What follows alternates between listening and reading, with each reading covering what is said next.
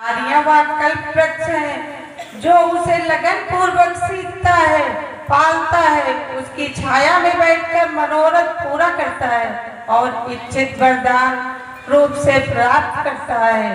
और ये पंक्तियां हमारी बहनों के लिए कि एक टहनी एक दिन पतवार बनती है, एक चिंगारी दहक कर अंगार बनती है, जो सदा रौंदी गई बेबस समझकर वही मिट्टी एक दिन मीनार बनती है। बोलिए गायत्री माता की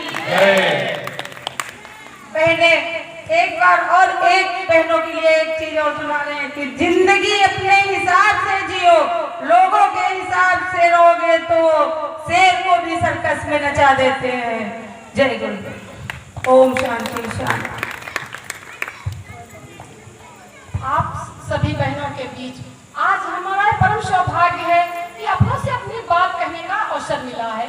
ये ना तो वक्ता है और ना कुछ है। आप जैसे हिंदी साधारण घर के गृहिणी हैं, आप सभी लोग जानते हैं कि हम परम पूज्य गुरुदेव से मिलकर के कितना बड़ा प्रकाश मिलता है हमारे जीवन का।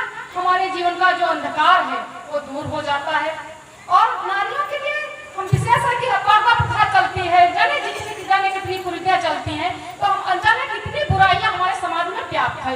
वो बुराइयां आप सभी लोगों को परिलक्षित हो रही हैं। तो इन बुराइयों को दूर करने के लिए क्या उपाय है हमारे परम पूज्य गुरुदेव ने इसके लिए 4 सिद्धांत रखे हैं। उन सिद्धांतों को अगर हम जीवन में उतार लेते हैं तो हमारा जीवन जो है ये प्रकाशमय होता चला जाएगा। वो सिद्धांत क्या है? सबसे पहले तो है ईमानदारी, जिम्मेदारी, बहादुरी, समझदारी। अगर ये 4 गुण हमारे अंदर प्रवेश कर गए तो सफलता हमारे चरण चूमेगी। ऐसा परम पूज्य गुरुदेव ने जो कहा वो हमने करके अपने जीवन में भी देखा। आज क्या है कि हमारा कोई भी कर्म नहीं रुक रहा। क्यों नहीं रुक रहा? आज हमारे बीमार है, हमारा पैर टूटा हुआ है, फिर भी आज हम इस मंच पर आए। कैसे क्यों आए? क्योंकि अंदर बहादुरी थी, ईमानदारी थी, गुरु जी के प्रति लगन थी, निष्ठा थी। तो जब आपके प्रति भी लगन, गुरुदेव के प्रति आपकी भी इसी प्रकार निष्ठा होगी, लगन होगी, तो बीमारियां हमको ग्रसित नहीं कर पाएंगी। आएंगी, आने के लिए तो बनी ही है तो आएंगी, लेकिन हमको प्रभावित नहीं कर पाएंगी। तो आप सभी बहनों से यही विनम्र निवेदन है कि जो सूत्र गुरुदेव के हैं वो करें। वो सूत्र सबसे पहले तो आप घर में बलवैश्य यज्ञ करें। बलवैश्य यज्ञ कैसे होता है?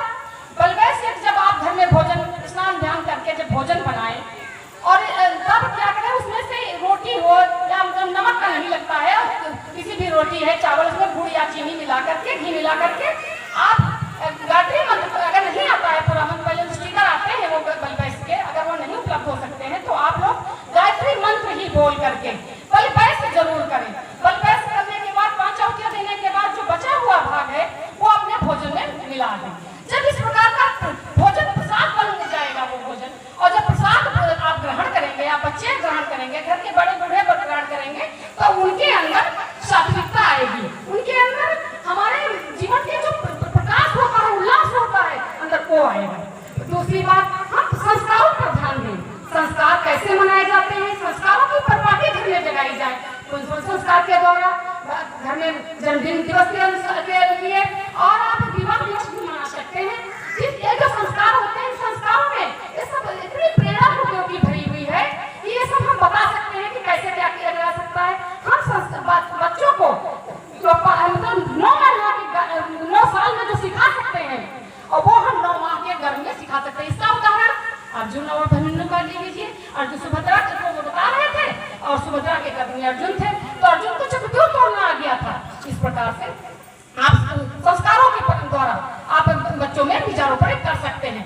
और बच्चों में कैसे प्रकाश लाया जाए, कैसे किया जाए, बच्चों पर आप ध्यान दें। आप स्कूल भेज देते हैं, आप हो जाते हैं, स्वस्थ हो जाते हैं, आप प्रसन्न हो जाते हैं कि हमारा बच्चा स्कूल पढ़ने गया, लेकिन बच्चा स्कूल में करता क्या है, इस पर ध्यान दें।